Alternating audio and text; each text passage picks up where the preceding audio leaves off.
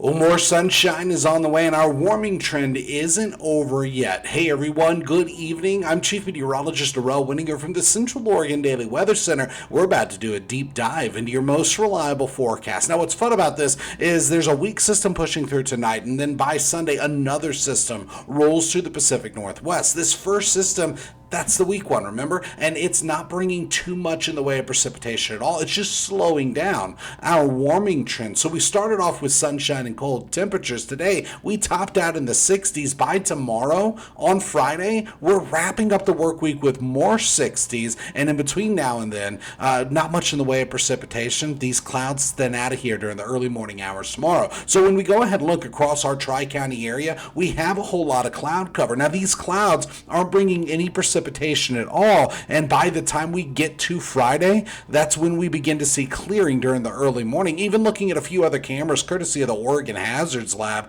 they aren't showing much at all, except for a lot of clouds and some areas where there is a little bit of in and out cover. Meanwhile, air quality is sitting in the green. These are all courtesy the base map, everything you see on the surface is those colors are courtesy of the DEQ, and the single dots are across the Tri-County area are sensors that are real-time sensors from eSpace Labs. It's a company in Bend, and that company does have this huge air quality network across Central Oregon, and it gives us real time instead of hourly average. But either way, we're sitting in the green across the high desert, and clouds have started to push in. These clouds are part of that next front, and you can actually see where as this front is rolling in, there are a few sprinkles showing up on radar, but I haven't even gotten any reports of any of this actually reaching the ground. So for the most part, we're getting some virga, and those showers are fizzling out, or the rain is evaporating, I should say, before it reaches the surface. But just to get a little bit closer,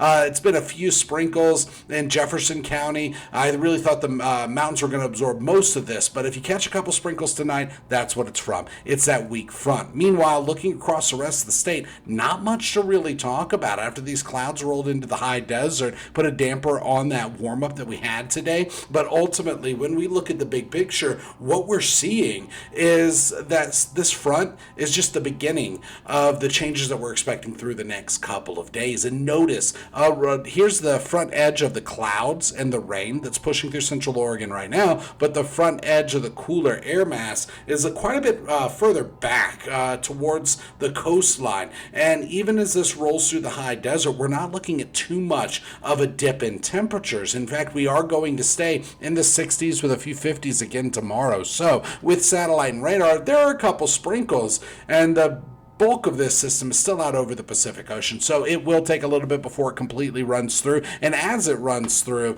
we are expecting more periods of clearing through the overnight hours. Winds could get a little breezy at times, but for the most part, just a light breeze is expected. So when we look at a high-resolution forecast model that focuses on the next 24 hours or so, what we're seeing is these clouds are going to be pushing through with periods of clearing, but the forecast model doesn't show much at all in the way of rain. Now, we've already seen that there are some sprinkles showing up on radar, just not all of that reaching ground. At least I'm not convinced all of it is actually reaching ground. Some of it will, though. Now, when it comes to tomorrow, we wrap up the work week starting with a whole lot of cloud cover. Those clouds thin out pretty quickly, and before noon, we're back to mostly sunshine. Afternoon, we retain that sunshine, and temperatures stay in the 60s with a few 50s. By Saturday, during the afternoon hours, more clouds start to roll in the high desert. That is because of system number 2. System number 2 is going to be the stronger system, and that's the one that's expected to bring us several big changes to our weather pattern. So just to recap and look at a different satellite imagery, we do have more moisture over Central Oregon, but that dry air mass has been over us for a couple of days, and some of those sprinkles that are showing up on radar are actually resulting in virga, so raindrops that evaporate before they hit the surface. And we're putting that drier air a lot further to the south, so it is something we're continuing to track. But this first system, it's a weak system. Even at the surface, we have lower relative humidity. It's not critically dry by any means, but percentage-wise, we're in the 20s to 40s across our Tri-County area. Meanwhile, today, temperatures, look at this. We had a little bit of a warm-up, and that warm-up brought our temperatures back into the 60s with a few 50s left on the map. And as we go forward through the next couple of days, we're still expecting these pleasant temperatures to stick around for a little while longer. So what does that mean for us? Well, we have one more day of 60s, then we're in the 70s, and then the next cold front rolls through, which the last couple of model runs have actually weakened that one as well. And temperatures at the moment are still in the 60s with some 50s on the map. And so that puts us roughly 1 to 7 degrees warmer than it was 24 hours ago. At times today, it was 5 to 12 degrees warmer. Then those clouds rolled in and really put a damper on our warming trend. But that was expected. That is within the forecast. And here through the rest of this evening, it's going to be cool, becoming chilly. Overnight, 40s and 30s with a few 20s on the map for lows.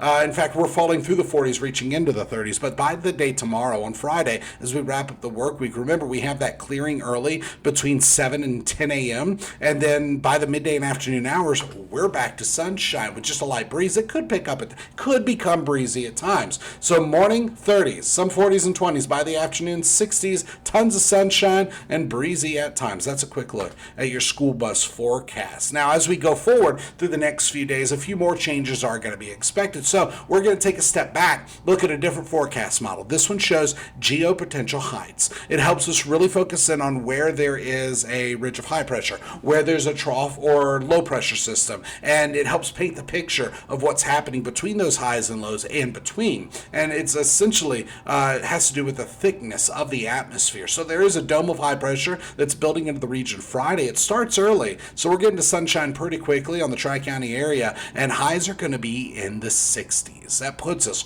right on target for this time of the year. A few 50s, yeah, it'll be possible, but it's possible. And then by Saturday, we're in the 60s with some 70s. Notice this high pressure builds into the region a little bit more and it strengthens. Now that next cold front is just offshore at this time. In fact, by the time we hit Saturday during the midday and afternoon hours, we have back-to-back fronts lining up to push through the high desert. It's actually two different systems that are merging together. And once they've come together, they're going to form one system, and that brings back-to-back fronts. And I'll show you another look at that right when we're done with this forecast model right here. So Saturday, we're looking at 60s and 70s, and by Saturday evening and overnight, more clouds, some showers, more rain, and then each front drops those snow levels down a little bit more. By Sunday and Sunday night, we're looking at the potential of some wintry mix, even in our lower elevations, and that does mean mountain snow. Look at this though, highs on Sunday, 50s and a few 40s. Now I promised to look at that other those two systems. It's something that I neglected to do when we were looking at this satellite imagery, and this is infrared satellite imagery. There's an enhancement to really pull out those tall vertical clouds, and you can even see some over the high desert, with some clearing about to push through the high desert and then in and out clouds through the rest of the night. But let's back up.